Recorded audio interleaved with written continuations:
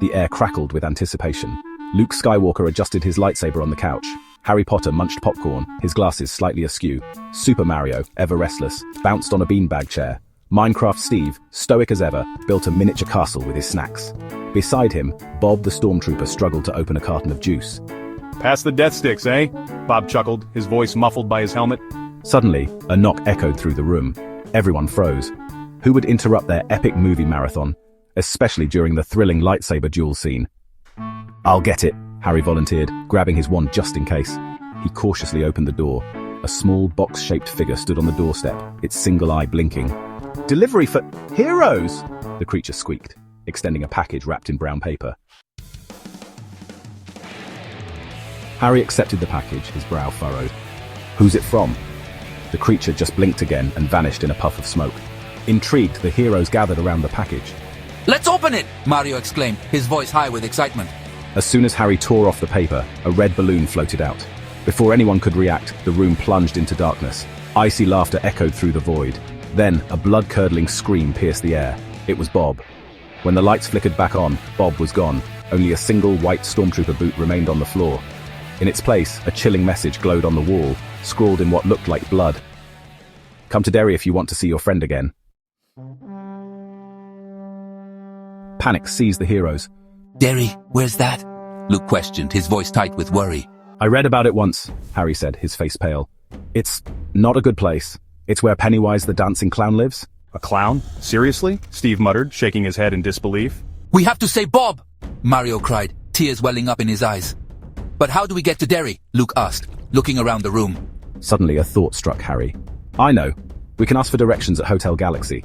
I heard it's a popular spot for interdimensional travelers." Hotel Galaxy buzzed with alien life. Creatures of all shapes and sizes crowded the lobby, speaking in languages the heroes couldn't understand. The air hummed with a strange energy. "Excuse me?" Harry called out to a nearby group of aliens. "Can you tell us how to get to Derry?" The aliens just stared at him blankly. Just then, a familiar high-pitched laugh echoed from the bar. "Ah, me hearties. Who be needing directions?" The heroes turned to see a very disheveled SpongeBob SquarePants stumbling toward them, a half-empty bottle of kelp juice in his hand. "SpongeBob?" Mario exclaimed, his eyes wide with surprise. "What are you doing here?" "This be me home away from home, me boyo," SpongeBob slurred, leaning heavily on Steve. "Now where be this Derry place you be talking about?" SpongeBob, despite his inebriated state, remembered a portal that could lead them to Derry. He led the heroes through a labyrinth of corridors, his steps getting progressively more unsteady. "Almost there, me lads," he mumbled, pointing to a swirling vortex of energy at the end of a hallway. "Just gotta jump in." As the heroes cautiously approached the portal, a pungent smell filled the air. The floor began to bubble and melt. "What's happening?" Luke cried, his voice laced with fear. "Toxic waste. SpongeBob screamed, his eyes widening in horror. It's everywhere." Before the heroes could react, the floor gave way.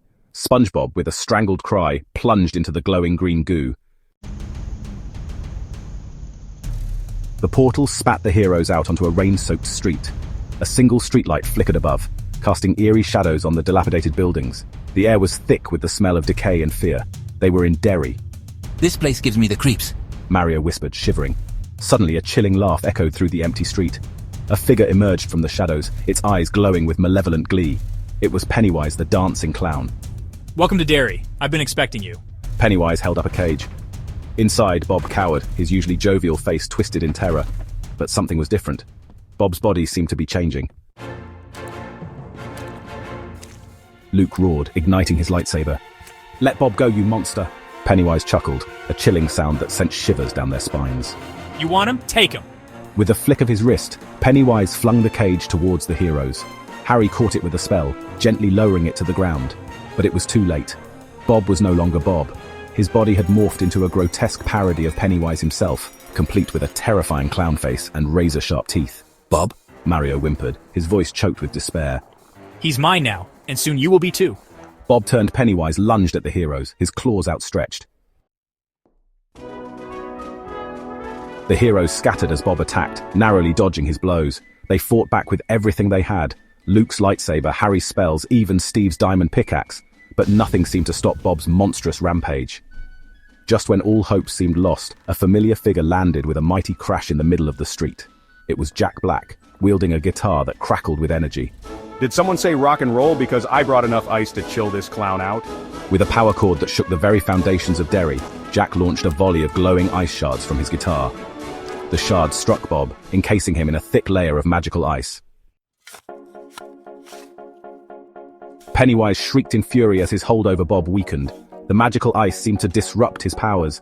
With a final ear-splitting scream, Pennywise vanished, leaving behind only the echo of his evil laughter. The ice around Bob slowly melted away, revealing his normal, albeit slightly shaken self. He looked around in confusion, his memories of the transformation hazy and dreamlike. What happened? Where are we? Relieved and exhausted, the heroes decided it was time to go home.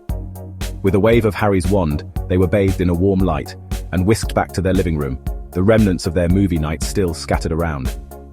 As they settled back onto the couch, the experience still fresh in their minds, they couldn't shake the feeling that this wasn't the end. It was only the beginning of their next great adventure, and they would be ready for it.